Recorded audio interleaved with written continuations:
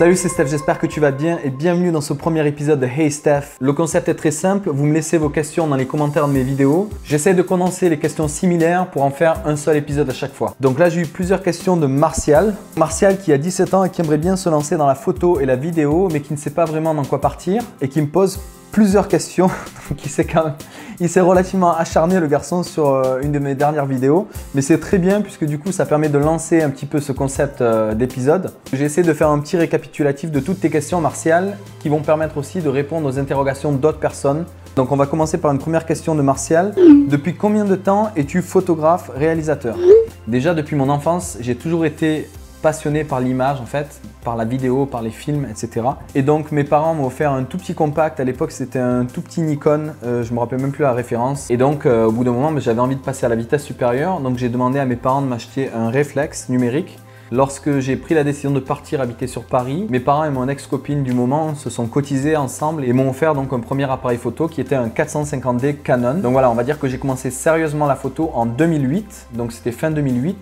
Juste avant mon déménagement sur Paris, donc sur la capitale. En ayant eu ce premier réflexe, donc j'ai pu passer, on va dire, à l'étape supérieure. Dès mon déménagement, j'avais toujours mon appareil photo sur moi. Donc peu importe où j'allais, ça pouvait être une sortie entre copains, ça pouvait être une soirée, peu importe ce que je faisais, j'avais toujours l'appareil sur moi et donc je m'entraînais toujours à prendre des photos. Donc c'est ce qui m'a permis au tout début déjà de prendre en main mon appareil, donc de vraiment bien le maîtriser et surtout ça m'a permis de pratiquer. Donc j'ai commencé avec cet appareil-là qui avait aussi ses limites bien entendu, mais ça m'a permis de pratiquer et donc du coup de m'améliorer. De fil en aiguille, j'ai continué donc à prendre des photos, puis il y a des gens qui étaient intéressés par les photos que je faisais, donc forcément j'avais créé un site en ligne sur internet et j'avais mis les photos que je commençais à faire, donc des gens étaient intéressés par mes services. Au bout d'un moment, j'ai été un petit peu obligé de créer une entreprise pour pouvoir déclarer mon travail parce qu'il y avait des personnes qui voulaient m'employer et qui donc voulaient des factures. On est en novembre 2010, j'ai créé un statut d'auto-entreprise et donc à partir de ce moment-là, les choses ont pris une tournure un peu plus sérieuse. Bien que j'ai continué à côté de ça de garder un boulot chez Radio France et RFI, donc j'étais technicien réalisateur. J'avais toujours ce boulot à côté qui me permettait donc de payer mon loyer et surtout m'acheter du matériel. Je n'avais pas encore de rentrée d'argent suffisante grâce à la photo. Donc j'ai gardé mon job à côté. Puis de fil en aiguille, donc j'ai évolué avec mon matériel. Le nombre de clients a grossi. En 2012, il y a eu un gros plan social à la radio, donc à Radio France et RFI. Et donc j'ai été licencié à ce moment-là sans véritable raison. Il fallait toujours que je continue à payer mon loyer, mes factures. J'avais le choix de chercher un nouveau job à temps plein, mais que je n'affectionne pas vraiment, qui me permettait de payer mes factures, ou de m'investir à fond dans la photo et la vidéo et de prendre le risque en fait. Et en fait, tu te rends compte que quand tu n'as pas le choix, tu te débrouilles toujours pour y arriver. Peu importe si tu dois galérer ou si tu dois passer par des moments difficiles, tu trouveras toujours une solution à partir du moment où tu es passionné par ce que tu fais. Donc aujourd'hui, on est en 2017. On peut dire que ça fait quasiment 10 ans que je fais de la photo.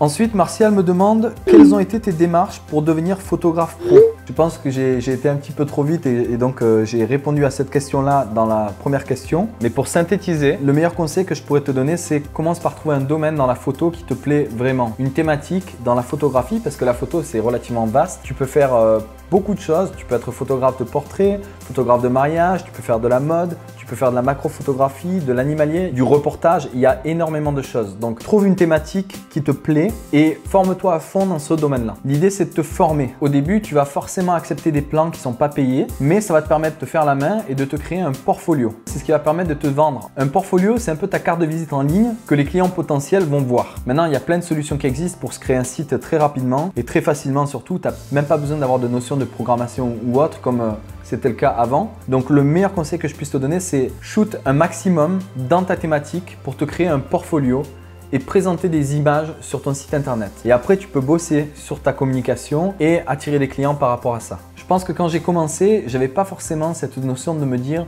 j'ai envie d'être pro. Moi, tout ce que j'avais envie, c'était faire quelque chose qui me plaise. Et encore à l'heure actuelle, tu vois, après quasiment 10 ans, je prends toujours autant de plaisir à poser 2 appareils photo, à me filmer, tu vois, à faire des montages, à faire des photos, à créer des tutoriels. Pourquoi? Parce que j'aime ça tout simplement. Je te mets au défi de faire quelque chose pendant des années si ça ne te plaît pas. C'est forcé qu'à un moment tu vas arrêter. Donc pour moi, avant même de devenir pro, j'étais passionné.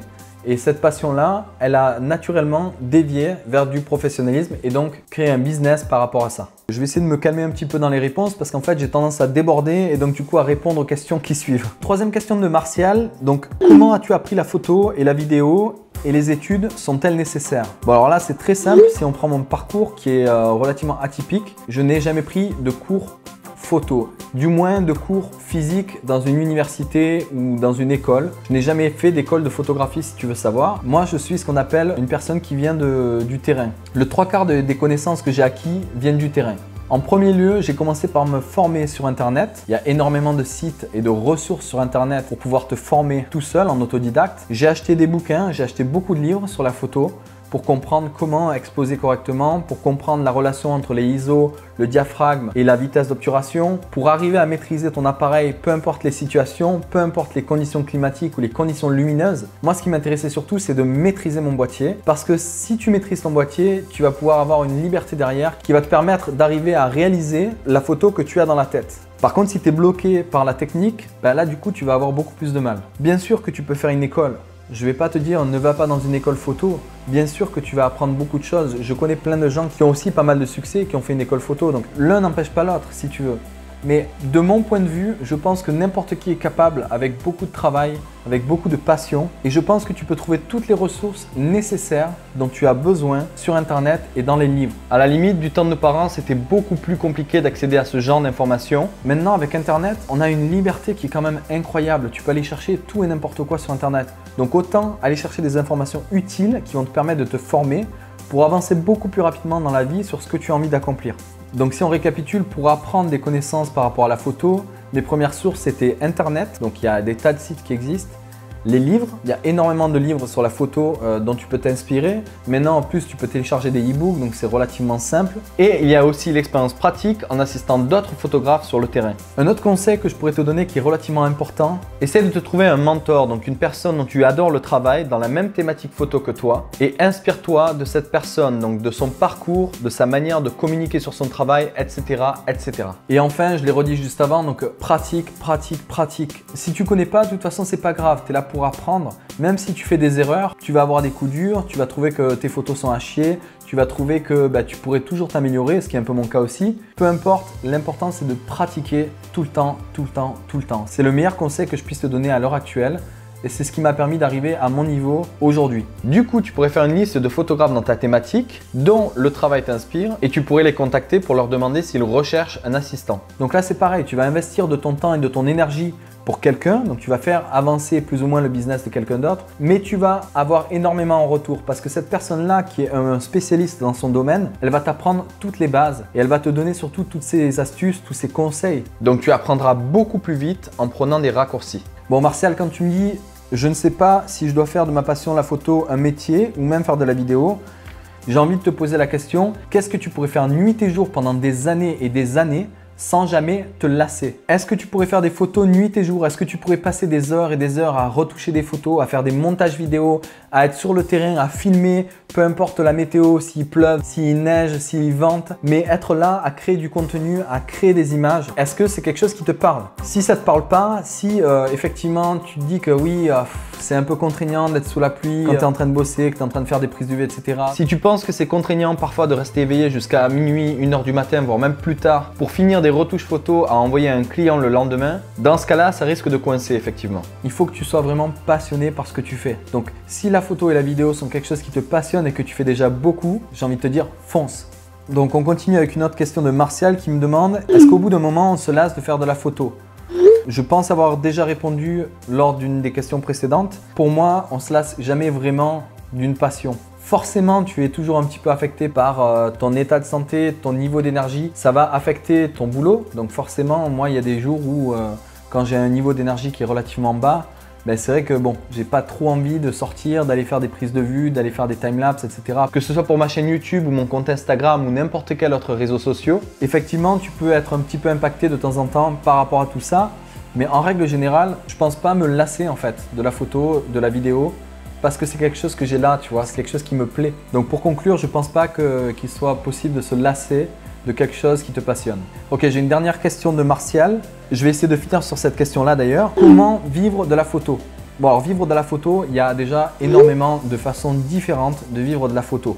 Donc je vais essayer de t'en lister quelques-unes. Dans un premier temps, tu as ce qu'on appelle la stock photographie. Donc tu as des sites internet comme Shutterstock, Getty Images, etc. Tu as plusieurs sites comme ça qui te permettent d'uploader des photos. Donc tu t'inscris dans un premier temps, tu uploades des photos, tu remplis correctement les légendes, etc. Et en fait, eux, ils vendent de la photo sur leur site. Donc ils la vendent à un prix qui est relativement bas et toi tu touches à chaque fois de l'argent sur ces photos-là, tu touches une commission par rapport à chaque vente. Le problème du stock photo, c'est qu'en fait il faut vendre énormément de photos, il faut avoir une banque de photos qui est énorme et surtout d'être là déjà depuis des années et des années dans une thématique ou une autre avant de commencer à gagner de l'argent régulièrement avec ça. Donc ça peut être un bon complément. Moi je te dirais que ça peut être un bon complément par rapport à d'autres sources de revenus. Mais en tout cas voilà, c'est entre autres une des façons de gagner de l'argent avec la photo. Moi je pense que ce qui est important c'est de focaliser sur une thématique dans la photo. N'oublie pas que si tu te spécialises dans un domaine, tu auras beaucoup plus de chances de trouver des clients. C'est comme quand tu as un problème de santé. Par exemple, quand tu as un problème au pied, tu vas directement t'adresser à un podologue. Tu ne vas pas passer par un généraliste.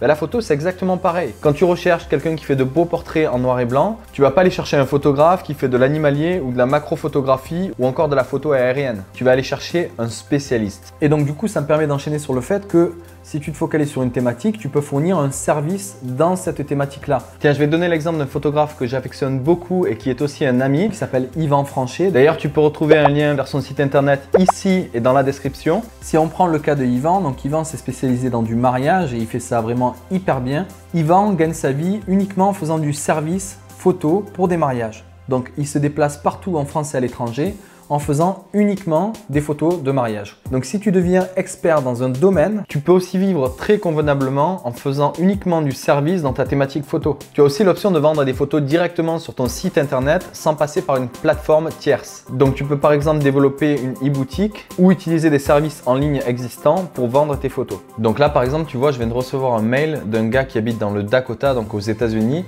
et qui me demande s'il peut acheter une de mes photos pour pouvoir l'imprimer et l'accrocher sur le mur de son salon. Ensuite, tu as une autre manière de gagner ta vie en photo, c'est de proposer des formations en ligne. Donc une fois que tu as de l'expérience dans ta thématique et que tu deviens un expert dans ton domaine, tu peux apprendre aux gens à faire les mêmes photos que toi en utilisant les mêmes techniques. Et ce savoir-là, tu peux le monétiser. Donc par exemple, il y a un photographe de paysage que je suis qui s'appelle B-Boy qui me vient tout de suite à l'esprit, qui lui non seulement fait de super photos de paysage, donc vend ses photos en ligne et vend aussi des formations qui te permettent d'arriver au même résultat. Et en plus de ça, il a mis en place des plugins sur Photoshop qu'il va vendre aussi à côté. Une fois que tu as une expertise, il y a différentes manières de monétiser ton talent pour apprendre aux autres à le faire. À l'heure actuelle, avec les réseaux sociaux, tu as vraiment moyen de te démarquer. Si tu as un style bien particulier, par exemple avec Instagram, tu peux créer une communauté de gens qui te suivent et qui aiment tes photos. Et quand tu arrives à un certain niveau, donc par exemple, on va dire à 10 000 followers, tu peux commencer à contacter des marques et des entreprises qui peuvent te payer pour sponsoriser des posts. Donc tu peux toucher de l'argent par rapport à des photos que tu vas poster qui vont promouvoir une marque ou autre chose. Tu as deux options, c'est soit tu te fais payer directement par rapport à chaque post, soit tu peux recevoir aussi du matos en contrepartie des photos que tu vas poster sur ta chaîne. Donc par exemple, moi, si je prends l'exemple de la marque Telesto avec qui j'ai un partenariat, Telesto m'envoie des montres de temps en temps qui valent environ 200 $ US chacune, tu vois. Et par rapport à ça, ben moi, je m'amuse derrière à poster des photos. Quand je suis à l'étranger en train de visiter des endroits, des villes, etc., ça me fait kiffer, si tu veux, de faire des photos avec cette montre-là. Un conseil, si tu commences à devenir un influenceur, sélectionne des marques avec lesquelles tu partages les mêmes valeurs. Ne va pas te lancer dans des partenariats avec des marques qui ne te représentent pas ou alors qui sont totalement à l'opposé de ta façon de penser ou même de tes valeurs. Il y a aussi les workshops. Donc certains photographes utilisent cette méthode-là pour transmettre leur savoir en organisant des shootings collectifs et donc en montrant directement sur le terrain leur manière de shooter, leurs astuces, etc. en échange d'une rémunération. Donc selon le niveau du photographe, ça peut aller de 300 € à plus de 1000 € même parfois pour assister à un workshop et donc apprendre les techniques directement